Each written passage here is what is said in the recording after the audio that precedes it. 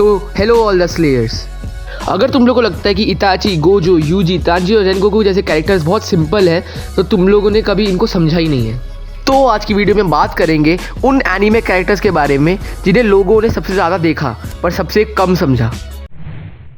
जब कोई character popular हो जाता है तो उसके साथ एक प्रॉब्लम आती है, लोग उसे लेबल्स में डाल देते हैं, हीरो, विलन, ओवररेटेड, परफेक्ट।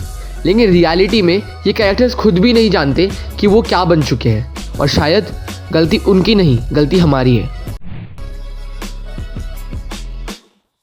जब लोग इताची का नाम लेते हैं ना, उनके दिमाग में एक इमेज आती है, मास मर्डर। लेकिन इताची की सबसे बड़ी ट्रेजेडी ये नहीं थी कि उसने अपने क्लैन को मारा, उसकी ट्रेजेडी ये थी कि उसे हीरो बनने का ऑप्शन ही नहीं मिला। इताची एक सोल्जर नहीं था, वो एक बच्चा था जिसे पॉलिटिक्स के बीच डाल दिया गया। उसे बोला गया अगर तुमने ये नहीं किया तो कल पूरा क्लैन मरेगा। और इताची ने ये डिसाइड किया किसी और के लिए नहीं, सिर्फ सास्के के लिए। उसने अपने भाई को जीने देने के लिए खुद को नफरत बनने दिया। और सबसे पेनफुल बात पता है क्या है? इताची ने कभी फॉरगिवनेस मांगी ही नहीं, क्योंकि उसे पता था अगर वो एक्सप्लेन करेगा तो सैक्रिफाइस का वेट कम हो जाएगा। इताची मिसअंडरस्टूड इसलिए नहीं है क्योंकि लोग उसे गलत समझते हैं, वो मिसअंडरस्टूड इसलिए है क्योंकि उसकी स्टोरी समझने के लिए मैच्योरिटी चाहिए, सिंपैथी नहीं। गोजो को देख के लगता है जैसे उसके पास सब कुछ है, पावर, कॉन्फिडेंस, कंट्रोल। लेकिन गोजो के पास एक चीज़ कभी नहीं थी, कनेक्शन। जब तुम सबसे स्ट्रांग बन जाते हो ना, दुनिया तुमसे एक्सपेक्टेशन रखना बंद कर देती है। लोग मान लेते हैं गोजो संभाल लेगा, और इसी अजम्पशन ने गोजो को सबसे ज़्यादा अकेला बना दिया। उसने स्टूडेंट्स बनाए लेकिन कभी इक्वल्स नहीं। उसने सिस्टम चेंज करना चाहा लेकिन सिस्टम उसके लिए बहुत ज़्यादा छोटा था।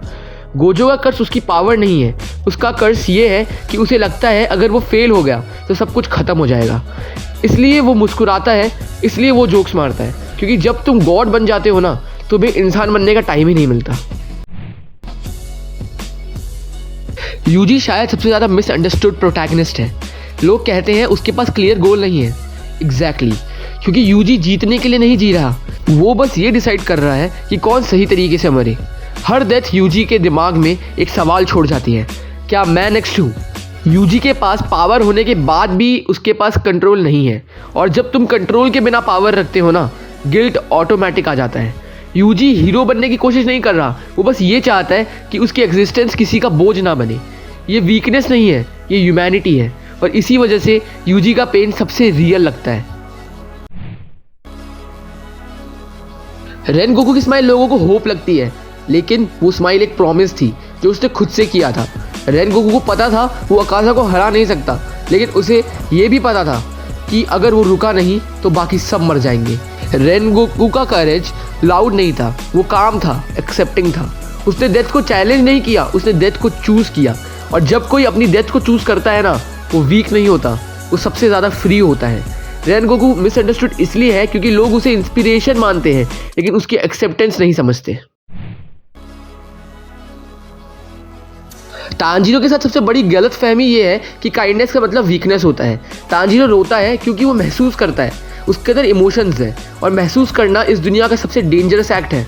जब हर डीमन को मारने के बाद तांजीरो उनके दर्द को एक्नॉलेज करता है, वो उन्हें माफ़ नहीं कर रहा, वो बस ये एक्सेप्ट कर रहा है कि डीमन भी कभी ह्यूमन था। तांजीरो की स्ट्रेंथ स्वॉर्ड में नहीं है, उसकी स्ट्रेंथ उस डिसीजन में है कि वो हेट्रेड का साइकिल कंटिन्यू नहीं करेगा। जब दुनिया तुमसे कहती है पत्थर दिल बन जाओ और तुम फिर भी इंसान रहने का डिसीजन लो, वो रेबेलियन होता है, वो ब्रेवरी होती है, ना कि नामर्द होना। शायद ये कैरेक्टर्स कभी समझे ही नहीं गए हैं, शायद हम उन्हें सरफेस लेवल पे देख के ही सेटिस्फाइड हो जाते हैं, क्योंकि डेप्थ एफर्ट मांगती है और एफर्ट ट्रुथ के साथ आता है, और ट्रुथ हमेशा कंफर्टेबल नहीं होता। सो अगर तुम एनीमे सिर्फ एंटरटेनमेंट के लिए देखते हो, ठीक है, लेकिन अगर तुम एनीमे को समझना चाहते हो तो धीरे देखो और ध्यान से देखो, क्योंकि शायद ये स्टोरीज तुम्हारे बारे में भी कुछ कह रही हो। तो अगर ये वीडियो तुम लोग को पसंद आई हो तो इस वीडियो को लाइक कर देना, शेयर कर देना और चैनल को सब्सक्राइब कर देना, और कमेंट में बताना कि तुम लोगों को सबसे ज़्यादा मतलब कनेक्शन किस कैरेक्टर से हुआ इस वीडियो के बाद। अगली वीडियो मार्च में आएगी, जब तक अगली वीडियो नहीं आ जाती तब तक के लिए सायोनारा।